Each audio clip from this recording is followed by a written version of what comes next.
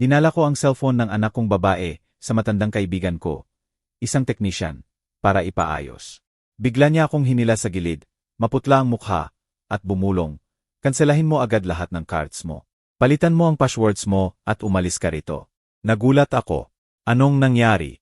Itinuro niya sa akin ang screen ng phone. At bago tayo magpatuloy, mangyaring mag-subscribe sa channel at sabihin niyo sa comments kung saan kayo nakikinig. Tahimik ang kusina nang pumasok ako sa pintuan. Si Maria at Carlo ay magkayakap sa counter. Nagsasalita sa mabibigat na bulungan na ginagamit ng mga tao kapag nagpaplano ng hindi dapat. Pero nang marinig nila ang susi ko sa lock, bigla silang humiwalay na parang mga teenager na nahuling naninigarilyo sa likod ng paaralan. Tatay. Napilitan ang ngiti ni Maria na parang mabibiyak ang porselana. Kumusta ang doktor? Ayos lang. Mabuti ang blood pressure. Inilagay ko ang jacket ko sa upuan habang pinapanood sila. Hawak ni Carlo ang phone niya. Madilim na ang screen, pero nakahover pa rin ang hinlalaki niya na parang kakalock lang niya sa biglaan. Kinakabahan si Maria na inaayos ang buhok sa likod ng tainga. Ugali niya mula pa pagkabata tuwing may tinatago siya.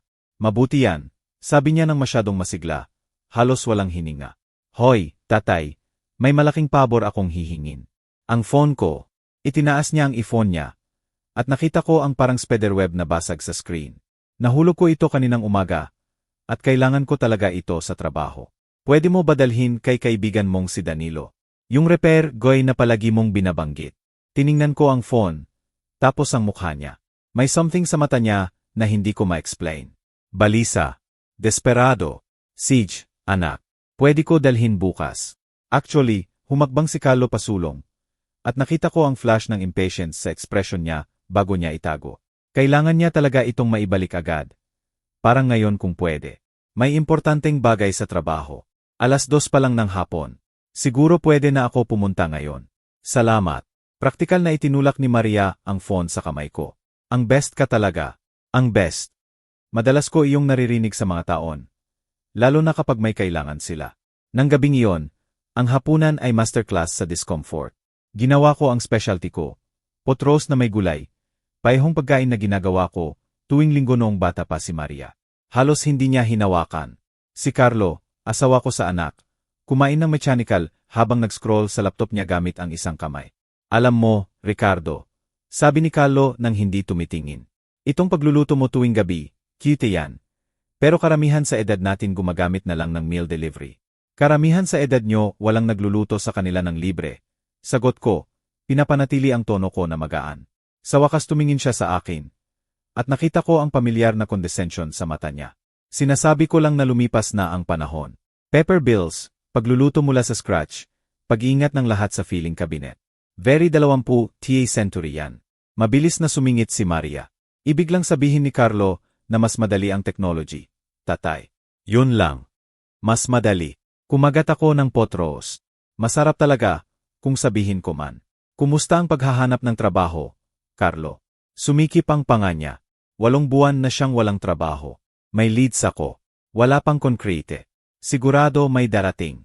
Hindi ko binanggit na parang hindi kailanman natutupad ang leads na iyon o na ako ang nagbabayad ng groceries at utilities nila ng mas matagal kaysa gusto kong bilangin. Pagkatapos ng hapunan, umupo ako sa living room, ang living room ko, sa bahay na binili ko 30 taon na ang nakaraan. Noong mataas ang mortgage rates, at nag-double shift ako para mabayaran. May indenta rin sa leather armchair, mula sa libu-libong gabi na umupo ako roon. Nagbabasa ng dyaryo, nag-crossword, namumuhay. Ngayon umupo ako roon na parang bisita sa sariling bahay. Sa mantle ay mga laawan. Si Maria na 7 taong gulang. Hawak ang isdang nahuli namin sa camping trip. Si Maria sa graduation sa college na nakangiti ng may pride. Kasal ni na Maria at Carlo, kung saan bumulong siya. Sobrang saya ko, tatay, habang naglalakad kami sa Aisle. Kailan nagbago ang lahat? Pinulot ko ang larawan sa graduation niya. Sobrang proud ako noon. Anak ko, unang nakapagtapos sa pamilya namin. Nag-overtime ako. Nagtipid ng bawat sentimo para sa tuition niya. Niyakap niya ako ng mahigpit. At nangako na ipagmamalaki niya ako. Ngayon hindi niya ako matingnan sa hapunan. Narinig ko sila sa itaas. Muffled ang boses, pero urgent. Hindi eksaktong nag-aaway, pero nagdidiskusyon ng intense. Nagpaplano. Kumakapit ang floorboards habang naglalakad-lakad ang isa sa kanila. Tiningnan ko ang basag na phone ni Maria sa coffee table kung saan ko iniwan. Dapat dinala ko agad kay Danilo, pero may huminto sa akin. Instinct na hindi ko manem. Malamig ang bahay ngayong gabi, kahit mainit sa labas ng Florida. Malamig sa paraan na walang kinalaman sa temperatura. Ito ang tahanan ko, lugar kung saan ko pinalaki si Maria pagkamatay ng nanay niya, kung saan bawat kwarto may alaala. Pero lately parang outsider ako rito. Lumipat sila 5 taon na ang nakaraan. Para sa ilang buwan lang, tatay. Hanggang makahanap kami ng sarili. Yun ang sinabi ni Maria. Kakaretire ko lang sa accounting firm, at honestly, tinanggap ko ang kumpanya. Masyado nang walang laman ang bahay pagkatapos ng dekades na mag-isa. Pero naging taon ang buwan, at sa daan. Tumigil ako sa pagiging tatay na minamahal at naging obstacle na tinotolerate. Pinadaanan ko ang hinlalaki sa basag na screen ng phone ni Maria. Bukas, dadalhin ko kay Danilo. Ngayong gabi, upo ako sa upuan ko at magtataka kung kailan ako naging stronger sa sariling buhay. Hindi ako makatulog ng gabing iyon. Bandang 2:00 na madaling araw, nakita ko ang sarili ko ulit sa living room. Ngayon, kinuha ang lumang photo album sa kabinet. Baka sentimental ako.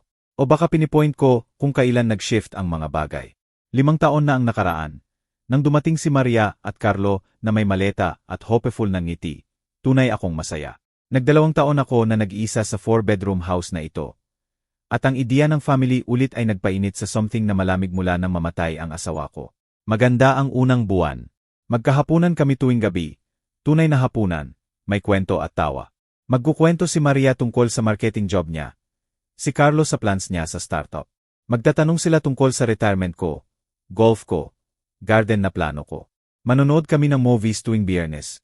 3 kami sa couch na may popcorn na parang noong bata pa si Maria. Naalala ko ang exact moment na nagsimula akong makaramdam ng shift. Mga 6 na buwan.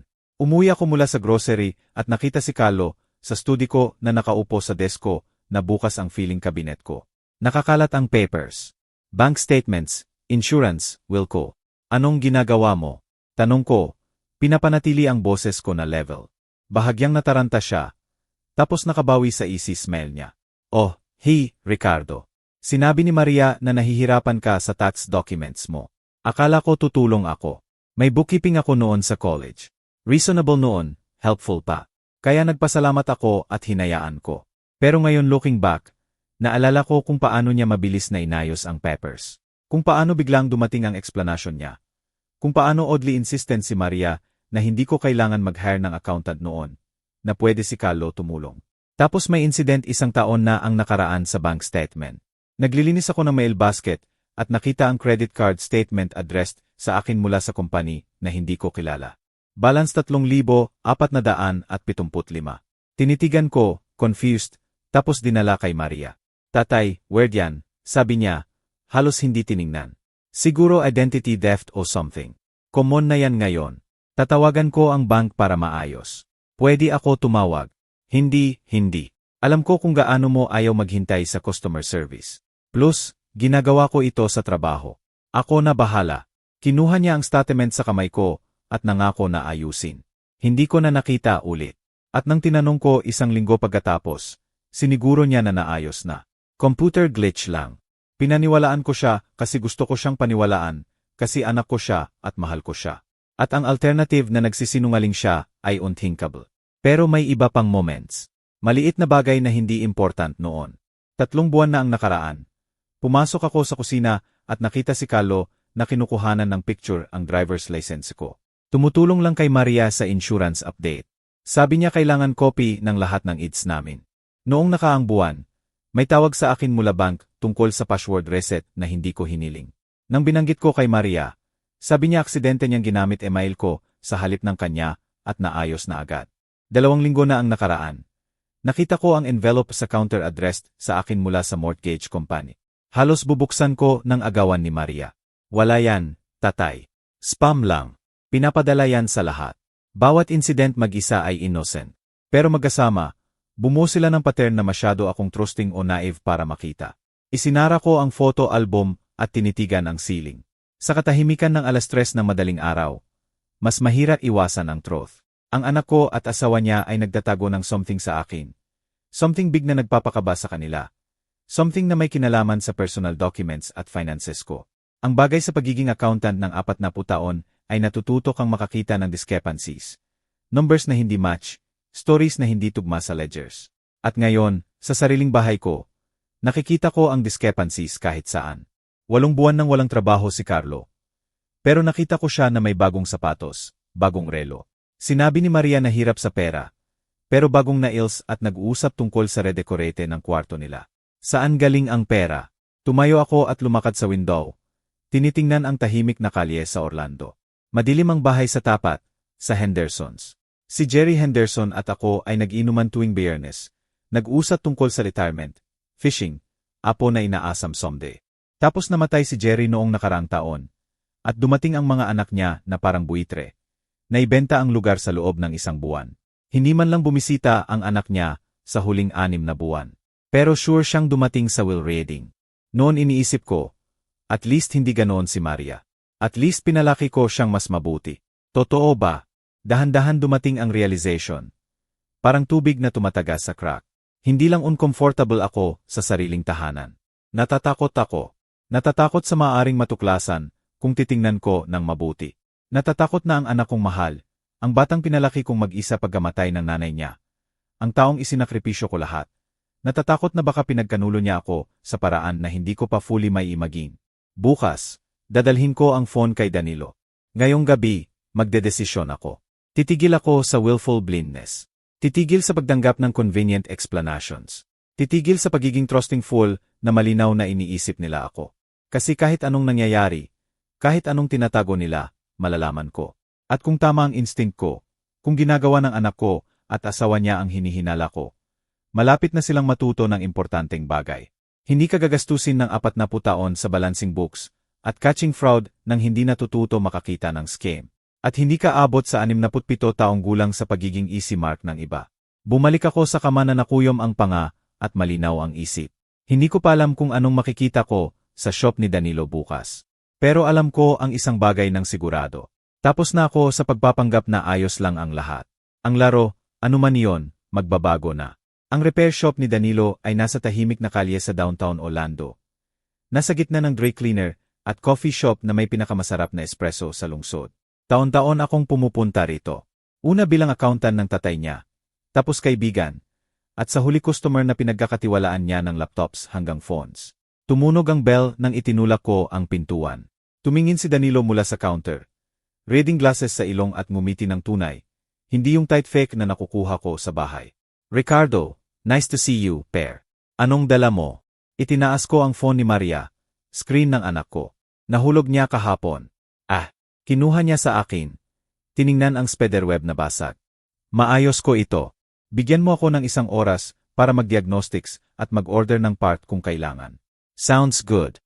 Kukuha ako ng kape at babalik. Gumugol ako ng susunod na 20 minuto sa katabing shop. Nag-inom ng Amerikano. Pinapanood ang mga tao sa sidewal. Normal na tao na normal na ginagawa. Papasok sa trabaho. Errands.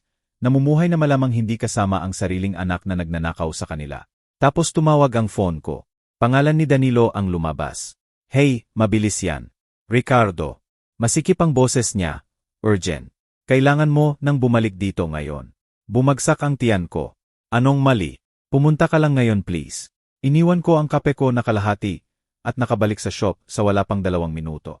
Naghihintay si Danilo sa pintuan. Tinakpan niya sa likod ko at binago ang seg na back in 15 minutes.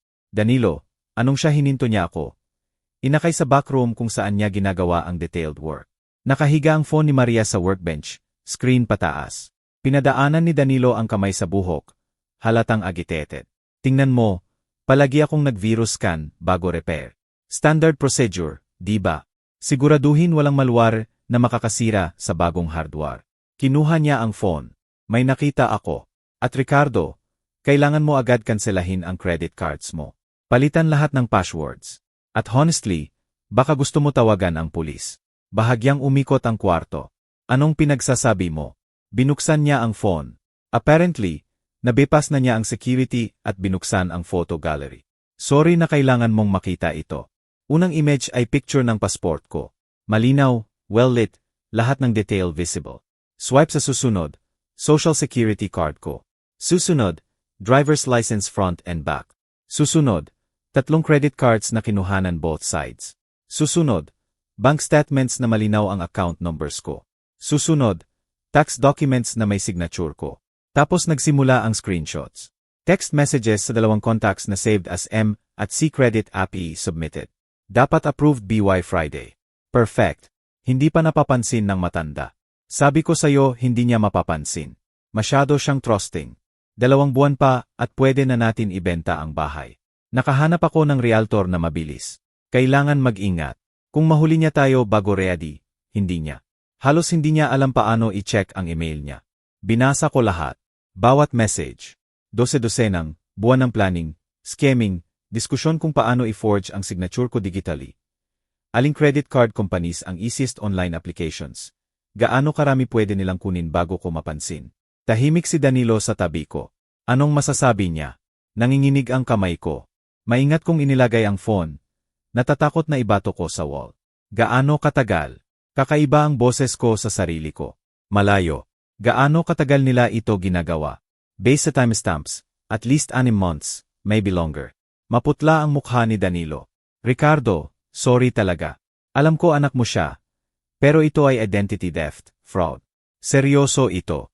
6 na buwan, kalahating taon ng systematic na pagkuha ng picture ng documents ko. Pag-apply ng credit sa pangalan ko. Paglano na ibenta ang bahay ko sa ilalim ko. Habang nakatira sa bubong ko, kumakain ng pagkain ko, tumatanggap ng tulong ko. Hindi pa napapansin ng matanda. May malamig na nanuot sa dibdib ko. Hindi galit, hindi pa. Mas malamig, mas malinaw. Pwede mo bang i-copy lahat? Tanong ko. Ginawa ko na. Backed up ang buong phone sa encrypted drive. Akala ko, nag-hesitate siya. Akala ko kailangan mo ng evidence. Good thinking. Kinuha ko ang phone ko. Kailangan ko magtawag. 0 minuto lang ang police station. Dumating si Detective Margarita Thompson sa shop sa loob ng oras. Babae sa early 50s na may sharp eyes at no-nonsense demeanor. Tiningnan niya ang evidence na may increasing concern. Emar Santos, hindi ko ito papahupain. Complicated ang family fraud cases. Mag-iimbestiga kami, pero mahirap patunayan ang intent, kahit may messages. Paano ang applications? Credit cards na binuksan sa pangalan ko. Kailangan namin records mula banks. Matatagalan. At honestly, tiningnan niya ako. Kahit solid evidence, sympathetic ang jury sa family. Oh, tumutulong lang sila sa tatay. Ganoon. Naiintindihan ko ang hindi niya sinabi. Magiging messy, mahirap, posibleng hindi successful.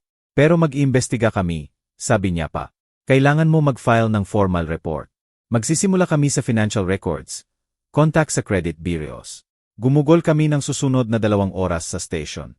Binigay ko ang statement ko, pinirmahan ang forms, authorized ang pulis sa financial info ko. Thorough at professional si detective, pero nakita ko ang sympathy sa mata niya, at ayoko noon. Hindi ko gusto sympathy. Gusto ko justice. Nang umalis ako, sunset na. Umupo ako sa kotse ko sa parking lot ng station, at pinayagan ko ang sarili kong maramdaman. Ang buong bigat ng ginawa ni Maria at Carlo. Hindi lang ang theft, ang betrayal, ang casual cruelty ng text messages, ang matanda. Parang obstacle lang ako. Resource na i-exploit. Anak ko, ang batang inalog ko sa pagtulog, tinuruan magbisikleta, pinag-aral sa college. Ang babaeng nangako sa kasal niya na palagi niyang mamahalin ako. Nagnakaw siya sa akin ng 6 na buwan. At si Carlo, yung smug, condescending parasite na nakatira sa bahay ko at nagjo-joke tungkol sa old-fashioned ways ko habang kinukuhanan ng picture ang documents ko at nagfo-forge ng signature ko. Pinatakbo ko ang kotse. Oras na umuwi. Oras na harapin sila. Alam ko na. Nagpapanggap pa rin na clueless old man na iniisip nila ako. Kasi tama si Detective Thompson. Magiging complicated ito. Pero may sinabi rin siya na parang afterthought. Document everything mula ngayon. Bawat interaction. Bawat suspicious behavior. Build your case. Ido-document ko lahat. Bawat lie. Bawat manipulation. Bawat condescending comment. Iniisip nila clever sila. Iniisip nila masyado akong matanda. Masyado para makahuli. Makikita natin. Dahan-dahan akong umuwi. Mabilis ang isip, kahit maingat ang takbo. Palagi ang numbers ang comfort zone ko. 40 taon ng accounting ang nagturo sa akin makakita ng patterns. Hanapin ang story sa ledgers at receipts. Ngayon ginagawa ng utak ko ang best niya. Organizing, categorizing, connecting dots. Ang word credit card statement 1 taon na ang nakaraan na inayos ni Maria. Ang bank password reset na sinabi niyang accident. Si Carlo na kinukuhanan ng picture ang driver's license ko para insurance. Ang mortgage envelope na inagaw niya. Bawat incident ngayon reframed sa lens ng deliberate theft sa halip ng innocent mistakes. Hindi lang mas malinaw ang picture. Damning ito. Huminto ako sa driveway. Nandoon ang kotse nila pareho. Siyempre, saan pa sila pupunta? Dito sila nakatira, walang bayad. Sa bahay na pinaghirapan kong bilhin. Tatay, tawag ni Maria mula kusina nang pumasok ako. Masyadong masaya. Kumusta? Naayos ba ni Danilo ang phone? Isinabit ko ang susi ko sa hook. Paihong hook na ininstall ko 30 taon na ang nakaraan. At pumasok sa kusina. Nandoon sila pareho. Si Maria sa counter na naghihiwa ng gulay. Si Carlo sa table na may laptop. Kailangan niyang mag-order ng part. Sabi ko ng kalmado. Sabi niya 1 linggo, maybe 2. May special component na galing abroad. Bahagyang kumibot ang mukha ni Maria. Slight frown bago siya nakabawi. Oh, matagal yan. Technology, sabi ko na may shrug. Alam mo na kung paano. Complicated na ang phones ngayon. Hindi man lang tumingin si Carlo sa screen niya. Sabi ko sa'yo bumili na lang ng bago. Pero hindi, kailangan magtipid. Ang irony ay halos phone ni. Si Carlo, 8 buwan nang walang trabaho. Nag-lecture tungkol sa pagditipid habang nagnanakaw sa akin. Gumawa ako ng sandwich at umupo sa table pinapanood sila. Tunay na pinapanood sila na dapat ginagawa ko noon pa. Hini-steady ang kamay ni Maria habang naghiwa ng gulay. Palagi siyang tumitingin kay Carlo, tapos sa akin, tapos balik sa cutting board.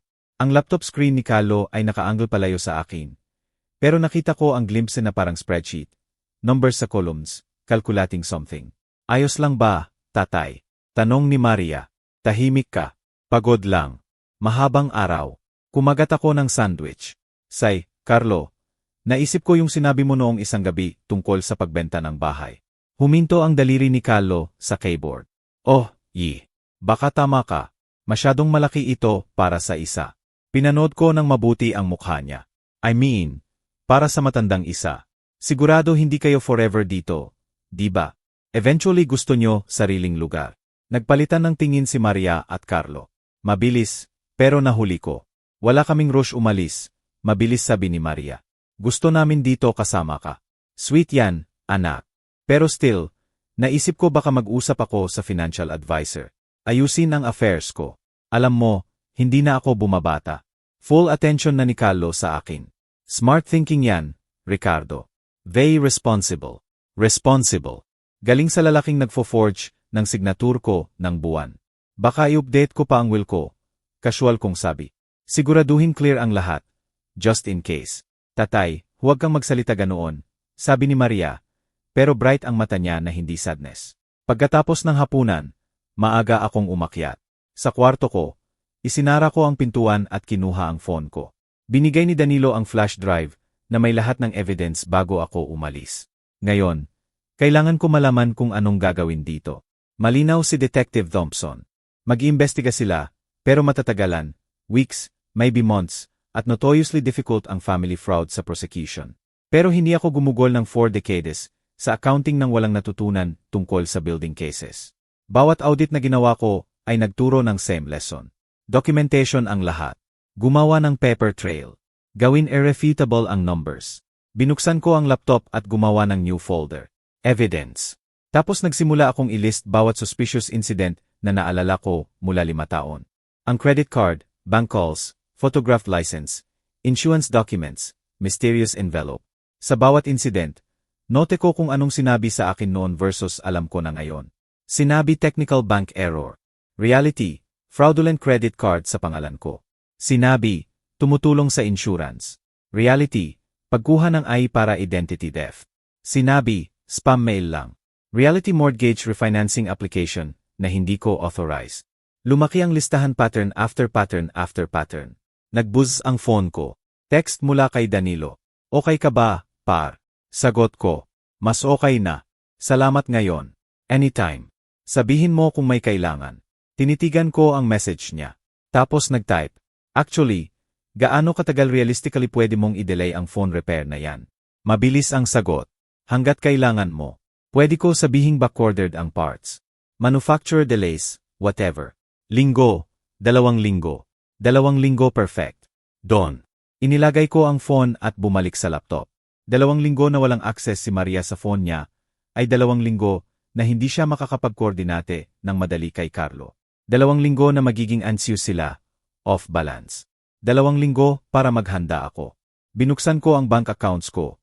Lahat, including yung pinaghiwalay ko ng taon. Ang investments ko, retirement fund na binuo ko.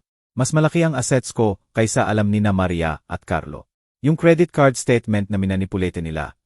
Yung $100 at 80,000 na aksidenteng nabanggit ko minsan. Akala nila alam nila ang financial situation ko. Wala silang ideya. May plan na nabubuo, hindi lang prosecution. Tama si Detective Thompson na uncertain ang convictions. Pero may iba pang justice. Financial justice, legal justice, yung galing sa pag-unawa sa systems at proper use. Ginugol ko ang career ko sa paghahanap ng discrepancies. Catching fraud, protecting assets. Ngayon ipoprotektahan ko ang sarili ko. Sa baba, naririnig ko si Maria at Carlo na nag-uusap sa hushed voices. Worried voices. Siguro nag-figure out kung paano magpatuloy ng walang phone niya ng 2 linggo. Good. Mag-alala sila. Binuksan ko new browser tab at nag-search ng criminal defense attorneys sa Orlando. Tapos nag-reconsider at nag-search ng attorneys na specialize sa financial fraud cases. Pero sa prosecution side, kailangan ko ng nakakaunawa kung paano gumagana ang scams na ito, na makaka-anticipate ng moves nila. Bukas, magsisimula akong tumawag. Binanggit ni Detective Thompson na matatagalan at strategy ang building solid case. Well, may time ako. At pagkatapos ng 40 taon ng airtight audits, sigurado may strategy ako. Tinawag ako ni Maria na matanda na hindi mapapansin. Tinawanan ni Carlo ang old-fashioned ways ko. Malapit na silang matuto na old-fashioned accounting principles pa rin gumagana. At isa sa unang principles na natutunan ko noong nagsimula ako. Always balance your books. Bawat debit kailangan ng credit. Bawat action may consequence. Kumuha sila sa akin. Ngayon oras na kalkulahin kung gaano sila dapat magbayad. At hindi lang pera iniisip ko. Isinara ko ang laptop at humiga sa kama. Tinitigan ang ceiling. Sa unang pagkakataon mula nang makita ang pictures sa phone ni Maria, may naramdaman akong iba sa shock o pain. Focused ako. Nagkamali sila sa pag-underestimate sa akin. At siguraduhin ko na may intindihan nila ang full cost ng error na yon. Kinaumagahan, sa kape na parang abo sa bibig ko. Perfect ko ginampanan ang role ko. So, tatay, sabi ni Maria na may studied casualness. May update ba kay Danilo? Tumingin ako mula sa dyaryo ko. Nagbabasa pa rin ako ng actual newspapers. Much to Carlos' amusement, at nag-shrug. Tumawag siya kagabi. Kailangan mag-order ng part galing abroad. Pwede 1 linggo, maybe 2. Kumibot ang ngiti ni Maria sa 1 segundo. Pero nakita ko. 2 linggo. Alam mo na sa fancy smartphones ngayon. Proprietary lahat. Binili ko ang dyaryo. Naalala ko noong phones pa lang ang phones. Nahuhulog mo. Nabibiyak ang plastic case. Bumibili ka ng bagong kese sa 5 piso. Ngayon parang surgery na. Sumitsit si Carlo sa kabilang table. Yan ang problem sa generation nyo, Ricardo. Palagi reklamo sa progress sa halip na mag-adapt.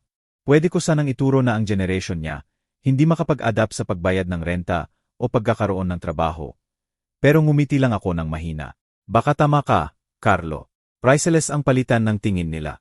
Confusion mixed with satisfaction. Akala nila nanalo sila. Sa susunod na ilang araw, naging student ako ng behavior nila. 40 taon ng auditing ang nagturo sa akin na nagpapakita ang tao sa patterns. At si Maria at Carlo ay halos sumisigaw ng guilt nila kung alam mo kung anong hahanapin. Gumugol si Carlo ng oras sa laptop niya sa corner ng living room. Naka-angle para hindi ko makita ang screen. Pero nahuhuli ko ang glimpses kapag dumadaan ako. Spreadsheets, numbers, calculations.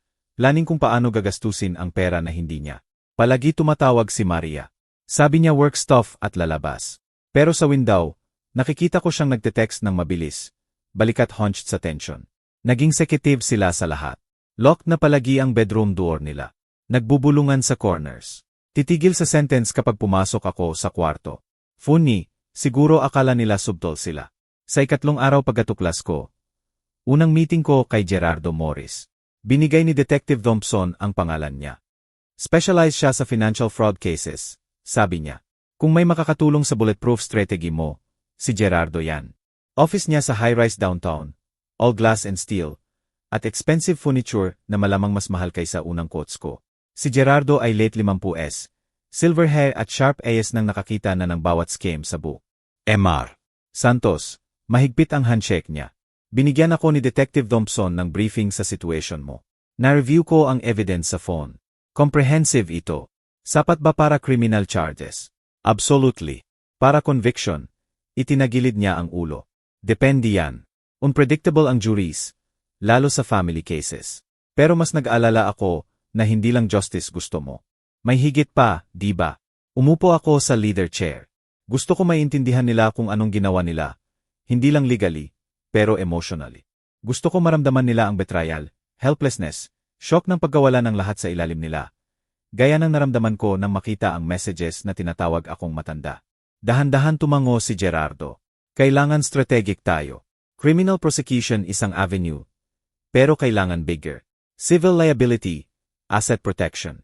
Kailangan maramdaman nila ang consequences sa paraan na may intindihan nila. Financially, legally, socially. Nakikinig ako. Una, hayaan natin silang magpatuloy. Alam ko counterintuitive, pero kung stop natin ngayon, pwede nilang sabihing isa-dalawang mistakes lang, impulse. Kung idodocument natin clear pattern ng systematic fraud over time, undeniable ang intent nila. Gusto mo panoorin ko silang magnakaw sa akin under controlled conditions. Makikipag-work tayo kay Detective Thompson. Bawat fraudulent application, bawat forged signature, bawat credit line na binuksan nila, evidence yan. At mas important, mas maraming debt na responsibilidad nila pagkatapos nito. Naisip ko, naiintindihan ng accountant sa akin ng logic. Document everything. Build airtight case. Hayaan silang maghukay ng sariling libing sa spreadsheets at signatures. Anong pa? Kinuha ni Gerardo ang legal pad at nagsimula sketch ng plan. Protektahan natin ang actual assets mo. New will, power of attorney na may specific limitations.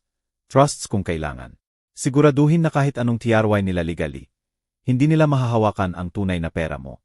Nagkaplano silang ibenta ang bahay ko. Hindi kung i-file natin ang right documents muna. Gagawin natin revocable living trust. Ilipat ang bahay doon. Kahit somehow makakuha sila ng guardianship, na hindi mangyayari.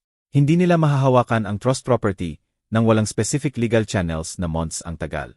Sa oras na malaman nila anong nangyari, late na. May naramdaman akong hindi ko naramdaman sa mga araw. Hope. Hindi desperate, pero cold, calculated na may solid plan. May isa pa, sabi ni Gerardo, leaning forward. Kailangan isip natin civil damages. Criminal court pwede makulong sila, pero civil court pwede silang magbayad. Literally. Emotional distress, attempted theft, fraud. Pwede tayong mag-build ng substantial claim. Gaano substantial? Based sa nakikita ko, easily 6 figures, maybe more, depende sa makikita pa natin.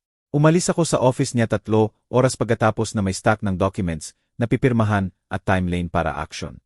Magsisimula agad ang paralegal niya sa filing paperwork. Ang trust, new will, power of attorney restrictions, lahat in place sa loob ng linggo. Nang gabing yun sa hapunan, particular smog si Carlo. Alam mo, Ricardo, nag-usap kami ni Maria. Iniisip namin dapat mag-financial advisor ka. May tumulong manage accounts mo. Siguraduhin hindi ka ginagrabeng. Thick ang irony na pwede kong hiwain sa tinidor. Thoughtful yan, Carlo. Pero 40 taon ko nang manage ang finances ko. Okay ako. Yan ang point, tatay. Sticky ang boses ni Maria na may false concern. Matagal mo nang ginagawa. Baka oras na may ibang kumuha ng burden. Nag-aalala kami sa'yo. Nag-aalala sila sa akin, di ba? Nag-aalala na baka mapansin ko ang fraudulent credit cards bago nila madrain completely. Isipin ko yan, sabi ko, at pinanood silang magpalitan ulit ng looks. Nang gabing yon, mag-isa sa kwarto ko, na-review ko ulit ang plan ni Gerardo. Elegant sa completeness. Bawat angle covered, bawat loophole closed, bawat trap set. Akala nila sila ang hunters. Akala nila easy mark ang aging father nila na nagbabasa pa ng paper newspapers at hindi nakakaunawa modern technology. Hindi nila naiintindihan na pwede magbago ang technology. Pero human nature hindi. Greed pa rin ang greed. Fraud pa rin ang fraud. At consequences, timeless ang consequences. Kinuha ko ang phone ko at nag-text kay Gerardo. In. Let's do this. Agad ang sagot niya.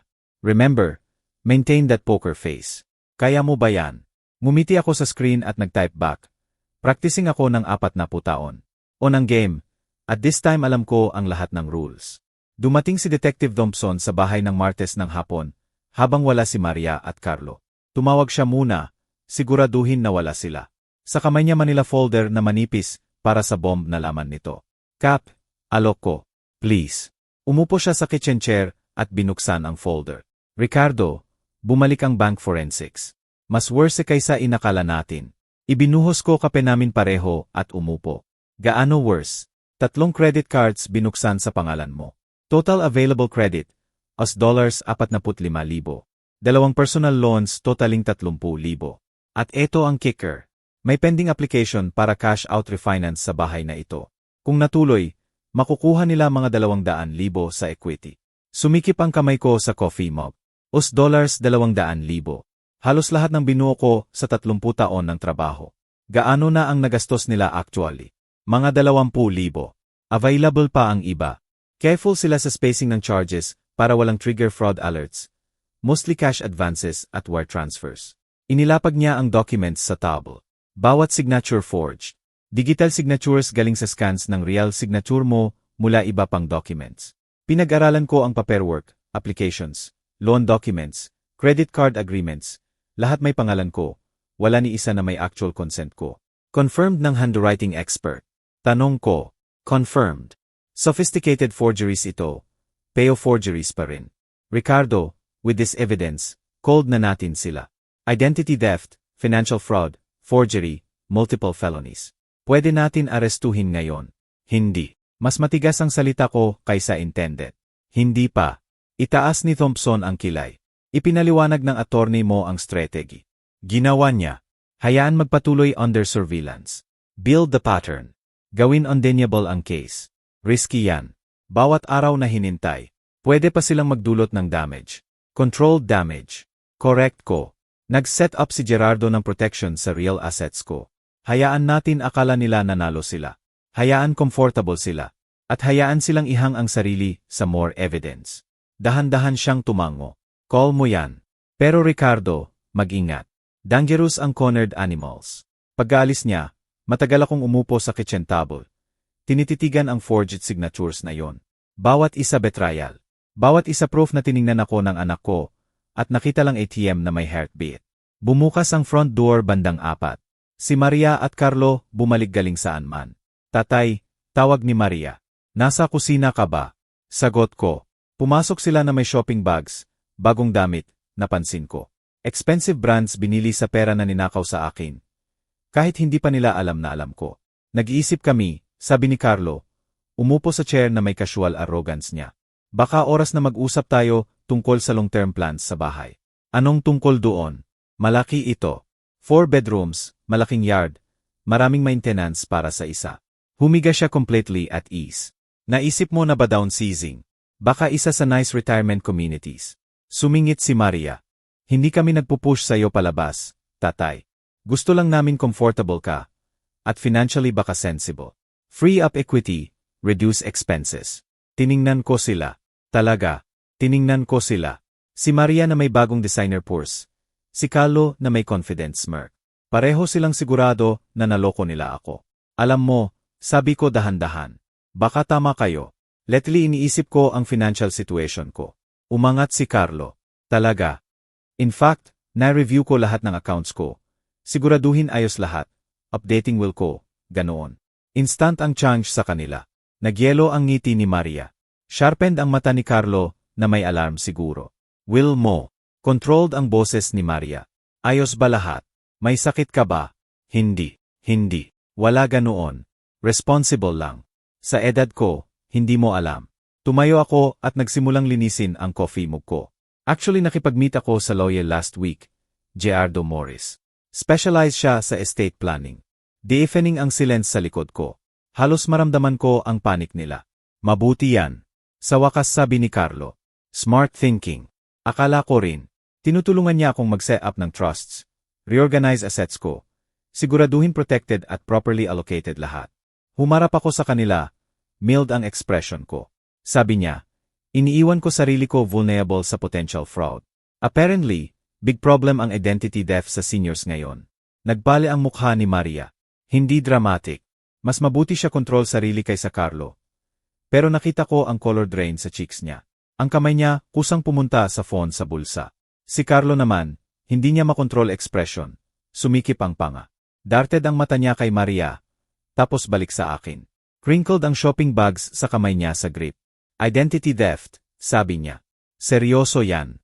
Very serious. Sabi ni Gerardo na family members ang pinaka-vulnerable. Trust ng tao ang relatives nila, hindi proper protect info. Binuksan ko ang dishwasher at inilagay ang mug ko. Anyway, nag-set up siya ng all sorts protections.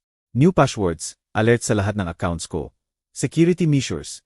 Sabi niya halos impossible para sa sinuman na ma-access info ko nang walang explicit permission ko. Nagyelo si Maria at Carlo sa kitchen doorway. Nakikita ko ang isip nila racing, calculating, trying to figure kung alam ko ba kung coincidence ito o declaration of war. Well, sa wakas sabi ni Maria, masyadong mataas ang boses. Thorough yan, tatay. Akala ko rin. Oh, at tumawag si Danilo. Ready na ang phone mo. Pwede mo kunin bukas. Kung pwede, mas lalo pang nagpal si Maria. Ang phone niya na may lahat ng evidence. Hindi niya alam na nakopy na ni Danilo lahat. Na may every message at photo ang pulis. Griat yan, bulong niya. Really griat yan. Nagpaalam sila shortly pagkatapos. Sabi may errands. Pinanood ko silang umalis. Nakita ang kamay ni Carlo sa likod ni Maria. Mabilis na ginagabay palabas.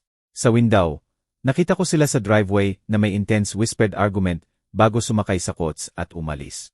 Kinuha ko ang phone ko at nag-text kay Detective Thompson. Spooked sila. Binanggit ko lang ang lawyer at new security measures. Dapat makakita kayo ng increased activity sa account soon. Almost immediate ang sagot niya. Pinapanood namin. Bawat move documented. Sumandal ako sa counter at pinayagan ko ang sarili kong ngumiti. Tunay na ngumiti. Sa unang pagkakataon mula nang magsimula ang nightmare na ito, ang itsura ng mukha ni Carlo nang binanggit ko ang fraud protection. Kung paano lumipad ang kamay ni Maria sa phone niya. Ang panic na fully disguised as casual concern. Mas mabuti kaysa anumang spreadsheet na nabalance ko. Rattled na sila, uncertain. Akala nila months pa sila para i-execute ang plan. Ngayon magra-rush sila, magkakamali, mag-iwan ng more evidence. Perfect. Parang taon ang 2 linggo. Halos araw-araw tinatanong ni Maria ang phone niya. Bawat tanong mas anxious. Wala pa ba kay Danilo? Tanong niya. Trying casual pero fail. Matatagalan ng ganyan, anak, sagot ko, hindi tumitingin sa crossword puzzle ko. International shipping, alam mo na. Sa ika-negatibo, 15 na araw. Tinawag ko siya sa living room. Good news. Tumawag si Danilo. Ready na ang phone mo. Pwede mo kunin ngayon. Almost comical ang relief na bumaha sa mukha niya. Nagpalitan sila ni Carlo ng meaningful glances. Yung akala nila hindi ko napapansin. At nakita ko ang balikat niya bumaba sa tension na nawala. Griat yan, tatay. Kukunin ko agad. Take your time, sabi ko mildly. Nasa shop siya hanggang 6. Wala pang 5 minuto, labas na siya. Nang gabing yon, umupo ako sa usual chair ko sa living room, nagbabasa o nagpapangga. Anyway, umatras si Maria at Carlo sa kwarto nila. At narinig ko ang boses nila pababa sa thin walls ng lumang bahay. Finally, boses ni Carlo louder kaysa intended siguro. Akala ko nawala na sa isip yung matandang ulol. Essay. His ni Maria. Makakarinig siya. Kalahating bingi naman siya. Sagot ni Carlo. Tingnan mo, kailangan mabilis tayo ngayon. 2 linggo out of commission ang phone. Behind schedule tayo. Bumaba ang boses nila sa urgent whispers. Hindi ko na madistinguish ang words, pero clear ang tone. Desperation, greed, calculation. Umupo akong very still, clenched hand sa book, at pinaalala sa sarili na pinapanood ni Detective Thompson, na bawat move nila mula ngayon documented, na darating ang justice. Pero hindi nito ginawang mas sakitless. Kinaumagahan, execute ko ang next phase ng plan ni Gerardo. Sa kitchen counter, seemingly forgotten, iniwan ko ang bank statement. Hindi galing regular accounts ko. Alam na nila yon. Ito galing investment account na pinanatili ko ng taon. Hindi ko binanggit kailanman. Balance $180,000. Lumabas ako sa garden ostensibly check tomato plants ko. Pero position na makikita ko sa kitchen window. Bumaba muna si Maria. Dumaan siya sa statement, huminto, bumalik, kinuha. Lumaki ang mata niya habang binabasa ang numbers. Lumitaw si Carlo moments later. Ipinakita niya, at pinanood ko ang mukha niya mag-transform. Greed replacing suspicion. dollar signs visible sa mata niya. Akala nila jackpot. Hindi nila alam real ang account. Pero inilipat ko na ang pera. Ang nandoon ngayon $180,000 na byte. At sa oras na TRY nilang access, magtre-trigger alarms sa 3 banks at police department. Nang gabing yon, almost friendly si Carlo sa hapunan. Alam mo, Ricardo, magaling ka talaga. Nag-build ng nice nest egg. Careful ako, agree ko. Life below means ko, invested wisely. Smart yan, singit ni Maria. Very smart. Naisip mo na ba anong gagawin mo sa lahat? I mean, eventually. Eventually, meaning pagkamatay ko o incapacitated. Meaning pag nakuha nila control ng assets ko. May arrangements na ako. Casual kong sabi. Na-update ko will ko recently. Remember, tinulungan ako ni Gerardo mag-set up ng trusts. Clear distributions. Taken care of lahat. Worth every sleepless night ang pagkipit ng panga ni Carlo. Later ng gabing yon, sa bedroom window ko, nakita ko si Carlo kinuha phone niya at kinuhanan ng picture something sa kitchen table. Ang bank statement capturing evidence ng assets na plano niyang nakawin. Nag-text ako kay Detective Thompson. Kinagat nila ang pain. Bank statement photograph. Sagot niya, pinapanood namin. 2 new credit applications filed ngayon using info mo. Accelerating sila. Good. Type ko back. Hayaan natin maghukay deeper. Masterclass sa fraud documentation ang susunod na araw. Naging bold si Maria at Carlo. Almost reckless. Nagsimula silang open talk tungkol sa pagbenta ng bahay na parang foregone conclusion. Binanggit ni Carlo looking at condos sa Miami. Nag-usap si Maria tungkol sa European vacation na matagal niyang gusto. Lahat sa pera ko, o ganoon akala nila. Perfect ko ginampanan ang part ko. Agreeable, slightly confused, binabanggit more than once na pagod ako lately. At hirap mag-track ng bagay. Iniiwan ko reading glasses ko sa urong room. Nagpapanggap na nakakalimutan kung anong araw. Maliit na bagay na pwede gamitin para support case ng declining mental capacity. Kinain ito ni Carlo. Alam mo, Ricardo, walang ikakahiya yan. Maraming tao need help habang tumatanda. Yan ang purpose ng family. Family. Parang abo ang salita. Baka tama ka, sabi ko, injecting right amount ng uncertainty sa boses ko. Baka kailangan ko nga more help. Predatory ang gleam sa mata niya. Akala niya nanalo siya. 1 linggo pagkabalik ng phone ni Maria, tumawag si Detective Thompson. Ricardo, nag-file sila ng 4 more credit applications. Total exposure, if approved, over $75,000 na. Plus, initiated na nila refinancing paperwork sa bahay mo using forged documents. Gaano pa katagal? Tanong ko. Akala ni Gerardo, sapat na natin ngayon. Pero gusto niya hintayin isa pa. May theory siya sa next move nila. Proven correct ang theory ni Gerardo, 3 days later. Dumating ang letter mula Johnson and Associates, law firm na hindi ko kilala. Sa law petition for guardianship filed ni Maya Santos at Carlos Santos, claiming na ako, Ricardo Santos, hindi na mentally competent manage own affairs ko dahil sa demonstrated confusion, memory loss, at inability make sound financial decisions. Trying silang. I declare akong incompetent. Umupo ako sa kitchen table ko. Same table kung saan umupo si Maria bata pa doing homework. Kung saan nag-celebrate kami ng birthdays at holidays. At binasa ang legal attempt nila na alisan ako ng autonomy. Nakita ng petitioner increasingly concerning behavior, including forgetting important dates, misplacing important documents, at making statements suggesting disorientation at confusion. Sinabi ng document na dinocument nila ang performance ko every time na nagpapanggap akong confused. Bawat deliberately misplaced item, bawat senior moment na fake ko, recorded nila as evidence. Sa isang moment, almost na-admire ko ang thoroughness nila. Almost. Tapos tinawagan ko si Gerardo. Nag-file sila ng guardianship, sabi ko. May pause. Tapos yan na. Yan ang hinihintay ko. Ricardo, alam mo ba anong ibig sabihin nito? Sabihin mo. Ibig sabihin, hindi lang magnakaw sa'yo. Kunin nila lahat. Autonomy mo, assets mo, right mo mag-decide sa sariling buhay. Hindi na lang fraud. Exploitation ng elderly, attempted coercion, abuse of process. Barely contained satisfaction ang boses niya. Binibigay nito lahat ng kailangan natin. At mas important, ang court date sa guardianship hearing perfect venue para counterattack natin. Kailan? 2 linggo. Pero Ricardo, ito na. No more pretending pagkatapos nito. Sa hearing na yan, i-show natin every card. Ready ka ba? Tiningnan ko ang kusina ko. Ang tahanan na binuo ko sa buhay na trying nilang nakawin. Ready na ako, sabi ko. Strange limbo ang susunod na 2 linggo. Si Maria at Carlo naglalakad sa bahay na may barley-contained excitement, believing victory within reach. Patuloy ko ang performance ko as the cleaning father. Pero sa ilalim, naghahanda ako para war. Naging openly dismissive si Carlo. Sa hapunan isang gabi, halos hindi tumingin sa phone niya nang nagsalita ako. Carlo, pwede mo ba ipasa ang asin? Oh, sure. Inslide niya sa table nang hindi tumitingin sa akin. Iniisip namin ni Maria, Ricardo, masyadong malaki ang bahay na ito sa'yo. Lahat ng stairs, yard work. Pagkatapos ng hearing, tingnan natin nice retirement communities. Places na may activities, provided meals. Siguro mas masaya ka. Ang hearing. Mild ang boses ko, confused. Sumingit si Maria. All false sweetness. Ang guardianship hearing, tatay. Remember, ipinaliwanag namin ito. Tumutulong lang kami sa'yo. Siguraduhin taken care of ka. Masyado kang forgetful lately. Oh, right. Slow blink ko na parang trying remember. Yan ba this week? 2 linggo. Si Carlo na may exaggerated patience. Pero huwag mag-alala. Hawak namin lahat. Sigurado ako hawak nila. Kinaumagahan.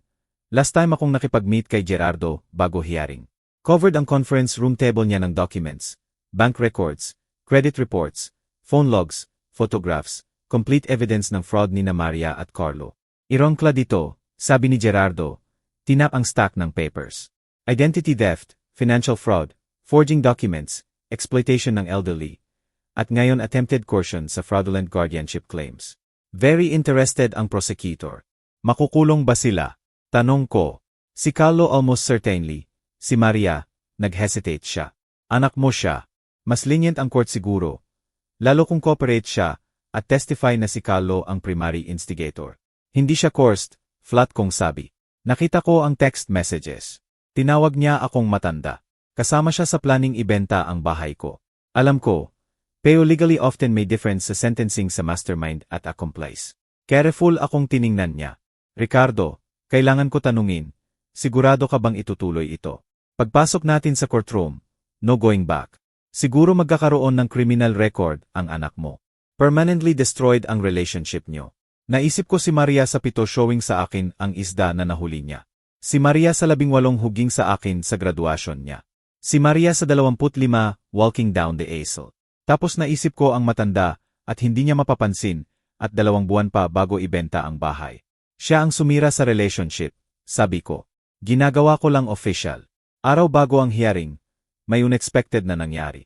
Umuwi ako mula grocery at nakita si Carlo sa study ko ulit. Pero this time hindi siya nagtatago. Openly naghuhukay sa desk drawers ko. May hinahanap. Tanong ko mula doorway. Hindi man lang nahiya. Trying to get organized lang. Alam mo, get sense ng all affairs mo bago hearing. Siguraduhin complete picture natin. Siyempre, inilagay ko ang grocery bags ko. May nakita kang interesting. Usual lang. Bills, statements, insurance policies. Nag-pause siya. Alam mo, Ricardo, mas madali lahat kung cooperate ka na lang. Pirmahan mo papers. Bigyan mo kami power of attorney ngayon. Save everyone hassle ng court hearing. Sobrang brazen na nawala ang hininga ko. Hindi na siya nagpapanggap. Hintayin ko ang hearing, quiet kong sabi. Nag-hardened ang expression niya. Choice mo. Pero makikita ng judge kung anong nakikita ng iba. Matandang hindi na makakaya sarili niya. Sad talaga panoorin ka deteriorate ganoon. Calculated bawat word para masakit. Gawin akong small at helpless at defeated. Baka tama ka, sabi ko at umalis bago ako magsalita na sisira sa plan. Agad kong tinawagan si Detective Thompson. Nasa study ko naghuhukay ng desk ko. Praktikal na nag-threat sa akin. Na-record mo ba? Hindi, sabi ko. Tapos naalala ko. Weeks ago sinuggest ni Gerardo, mag-install ako ng security cameras.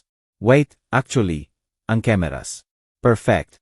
Ipadala mo sa akin ang footage. Attempted intimidation ng witness yan. Dagdag lang sa file. Nang gabing yon, hindi ako makatulog. Bukas ang hearing. Bukas, lalabas lahat. Malalaman ni Maria at Carlo na nahuli sila. Na-fail ang plan nila, na alam ko all along. Bukas, kailangan kong panoorin ang anak ko, harapin criminal charges. Bandang 3:00 ng madaling araw. Tumayo ako at naglakad sa bahay one last time. Sa bahay na ito kung saan ko pinalaki si Maria pagkamatay ng nanay niya. kung saan ko binenda ang sugat niya, at tinulungan homework at tinuruan maging honest, magtrabaho na mabuti, tratuhin ang tao ng may respect. Sa daan, nag-fail ako, o nag-fail siya sa sarili, maybe both. Nang alas 7 ng umaga, sinuot ko ang best suit ko, na sinuot ko sa kasal ni Maria. Fit pa rin, kahit loser na. Nawalan ako ng timbang sa past weeks. Bumaba si Maria at Carlo bandang alas 8. Formal din ang suot. Conservative dress at heels si Maria. Buhok pulled back. Suit si Carlo na malamang mas mahal kaysa monthly grocery budget ko. Binili sa ninakaw kong pera. No doubt. Ready ka na, tatay? Tanong ni Maria, at practiced ang ngiti niya. False na nakakabaliktad tiyan ko. Ready. Confirm ko. Downtown ang courthouse. 20-minute drive. Separate cars kami, insist nila. Sabi may errands pagkatapos. More likely, gusto nilang mag-celebrate ng impending victory nila nang wala ako. Sa parking garage, nakipagkita ako kay Gerardo. Sharp siya sa lawyer suite niya. Briefcase sa kamay. Lahat in place, quiet niyang sabi. Thompson, prosecutor, bank representatives, at Ricardo. Wala silang ideya kung anong darating. Sa alam ni na Maria at Carlo. Simple guardianship hearing lang ito. Good, sabi ko. Sabay kaming pumasok sa courthouse. Nandoon na si Maria at Carlo standing sa lawyer nila. Younggoy na fresh out of law school siguro. At malamang walang ideya na criminals ang client niya. Kumaway si Maria sa akin. Tatay, dito. Dahan-dahan akong lumakad. Playing part ko one last time. Kinakabahan ka ba? Tanong niya. Kinuha ang braso ko na parang concerned daughter. Huwag mag-alala. Matatapos na ito soon. Wala siyang ideya kung gaano siya tama. Mas maliit kaysa expected ang courtroom. Wood-paneled walls, fluorescent lighting, rows ng benches na malamang decades ng family dramas nakita. Si Maria at Carlo umupo sa isang table kasama yung lawyer nila. Na-nervous na nagsushuffle ng papers. Umupo ako sa another table kasama si Gerardo. Calm at collected ang itsura. Pero hindi napansin ni na Maria at Carlo. Hindi nila makita sa angle nila, ang iba pang tao sa room. Si Detective Thompson sa back row, arms crossed. Katabi niya lalaki sa suite na kilala ko sa bank fraud investigation. At malapit sa pintuan babae na may briefcase marked State Attorney's Office. Pumasok ang judge, stern-looking woman sa 60s named Judge Patricia Morrison. At tumayo kaming lahat. Please be seated, sabi niya. Umupo sa chair niya at review ang papers sa harap niya. Ito ay hearing tungkol sa petition for guardianship filed ni na Maria Santos at Carlo Santos concerning Ricardo Santos. However, tumingin siya, sharp ang gaze. Bago natin address ang guardianship petition, may other matters na nalaman ng court na kailangan muna i-address. Pinanood ko ang mukha ni Maria. Unang flicker ng confusion sa features niya. Si Carlo leaned sa lawyer nila. Urgent whisper. Pwede ba approach ng state attorney? Sabi ni Judge Morrison. Tumayo ang babae na may briefcase at lumakad basulong. Your Honor, nag-file ang state ng criminal charges laban kina Maria Santos at Carlo Santos na directly related sa guardianship petition na ito. Nag-white ang mukha ni Maria, hindi pal. White na parang na-drain every drop ng blood sa body niya. Lumipad ang kamay niya sa bibig. Bigla tumayo si Carlo. Ano? Guardianship hearing ito. Hindi kami. Mar Santos, umupo ka. Sharp sabi ng judge.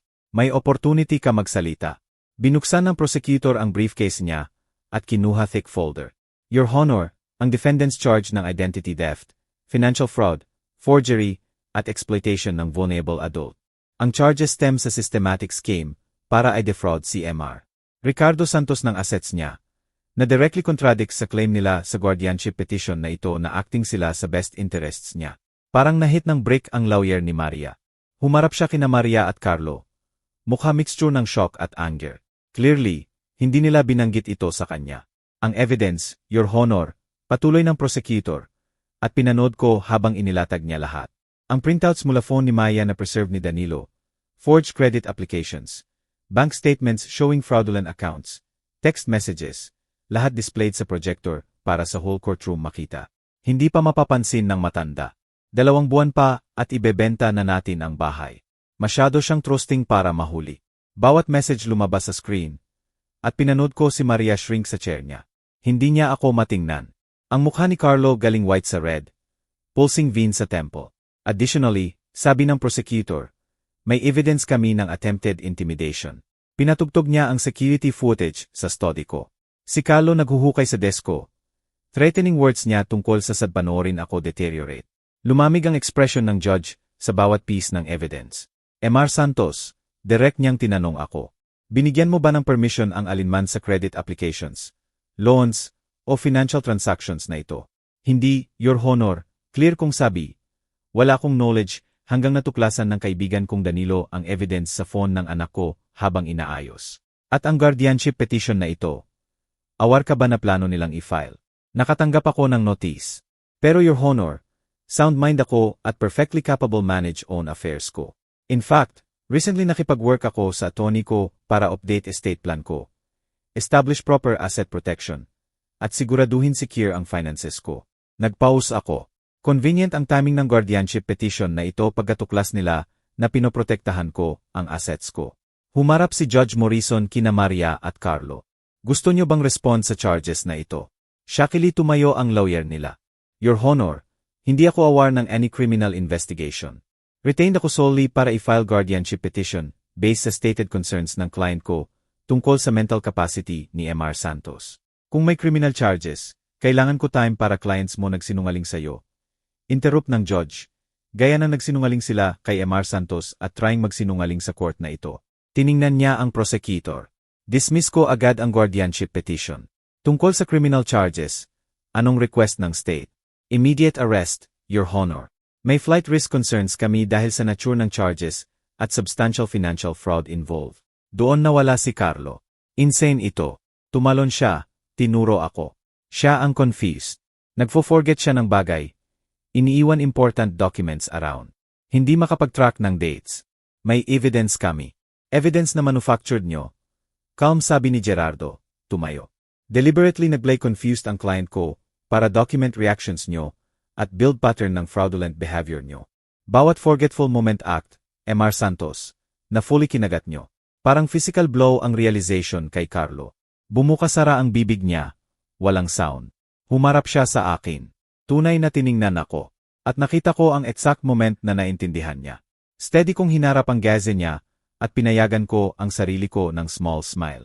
Alam mo, bulong niya. Alam mo all along. Marami akong alam, Carlo, sabi ko.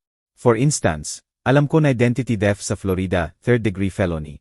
Hanggang 5 taon kulong. Financial fraud dagdag another 5. Exploitation ng elderly. Particular serious yan. At attempting fraudulently declare someone incompetent para nakawin assets nila. Umiling ako. Hindi talaga gusto ng judges yan. Nagsimulang umiyak si Maria. Hindi. Pretty tears. Ugly gasping sobs na nyayanig whole body niya. Tatay, please. Sorry ako. Hindi namin ibig you called me the old man. Quiet kong sabi. Kinuhanan nyo ng picture documents ko. Forged nyo signature ko. Naglano kayo ibenta bahay ko. Tried nyo I declare akong incompetent. Hammer blow bawat sentence. Ibig nyo every bit nito, Maria. Binang ng judge ang gavel niya. Bailiff, please kunin ang defendants into custody. Mr. Santos, Mr. Morris, salamat sa cooperation nyo sa investigation na ito. Adjourned ang court na ito. 2 bailiff lumapit. Tried bumalik si Carlo, pero wala nang lusot. Kinapos siya at ang mukha niya. Ang arrogant, condescending expression na tiniis ko ng taon crumbled sa something desperate at afraid. Humarap sa akin si Maria one last time habang inilalabas siya. Tatay, please. Pero umiwas na ako. 3 buwan ang criminal trial. In-update ako ni Gerardo throughout. Kahit hindi ako pumunta sa most, nasabi ko na ang sasabihin ko. Binigay testimony ko. At walang desire panoorin ang slow grinding ng justice. Pero naroon ako sa sentencing. 4 na taon sa state prison si Carlo. Cited ng judge ang calculated systematic nature ng fraud at attempts niya intimidate ang victim. Out din siya $50,000 restitution. Pera na hindi niya kailanman magkakaroon. Meaning garnished ang wages niya taon pagkalabas. Si Maria, dahil cooperate siya sa prosecutors at believe ng judge na si Carlo ang primary instigator, 2 taon probation, 500 hours community service, at no contact order. Bawal siyang makipag-contact sa akin in any way sa duration ng probation niya. Umiyak siya sa sentencing. Sumigaw si Carlo tungkol sa injustice at kung paano niloko ko sila. Unmoved ang judge, pero part lang ng criminal case ito. Nag-file si Gerardo ng civil suit para emotional distress, attempted theft, at fraud. Less sympathetic pa ang civil court kaysa criminal. Awarded ako ng judge ng $200,000 damages. Pero ito ang beautiful part. Sabi sa akin ni Gerardo pagkatapos. Unable hide satisfaction niya. Naalala mo yung $100,180 account na ipinakita mo sa kanila. Yung kinuhanan ni Carlo. Ang bait, sabi ko. Exactly. Nang TRY nilang gamitin ang info na yon para more credit. Nag-trigger fraud alerts na set up namin sa ban. Frozen ang all accounts nila. Real accounts nila pending investigation.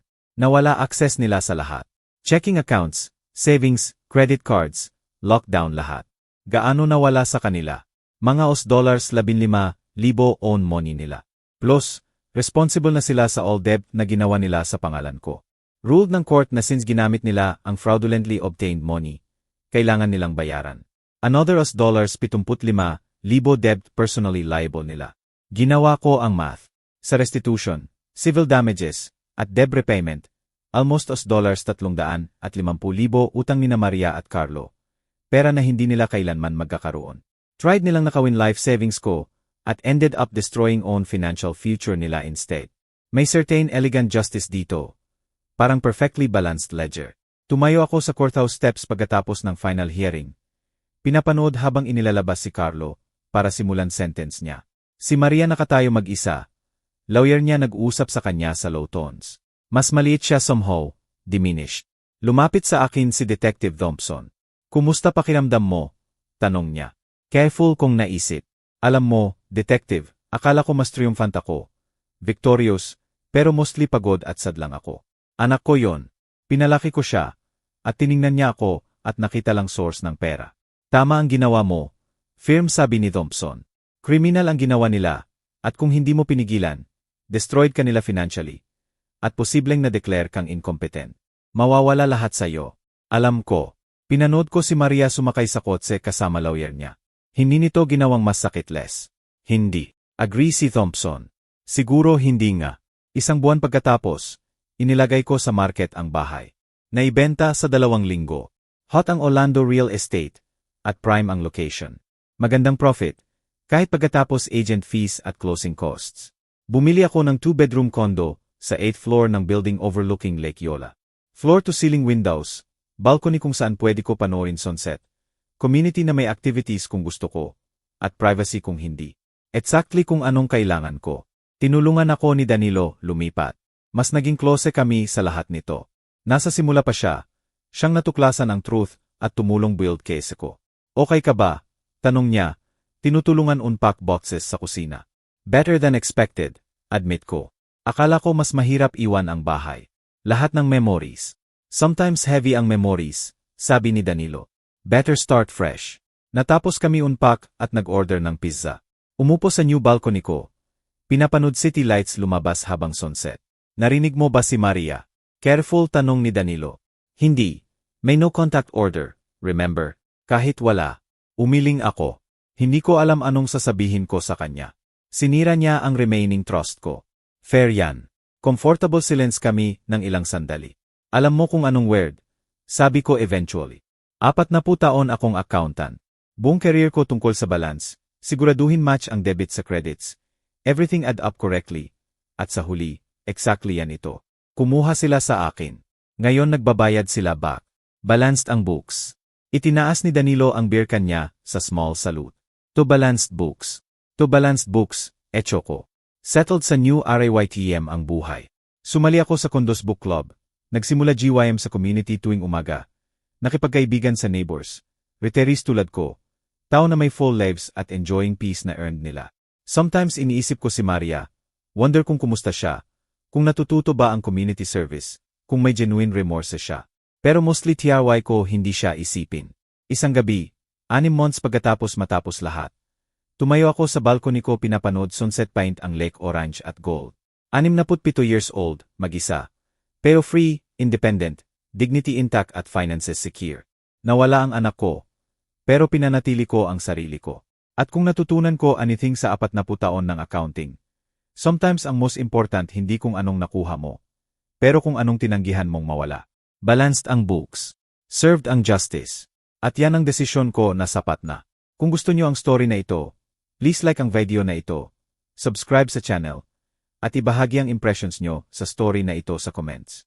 Para makinig sa next story, click ang bots sa kaliwa. Salamat sa panonood.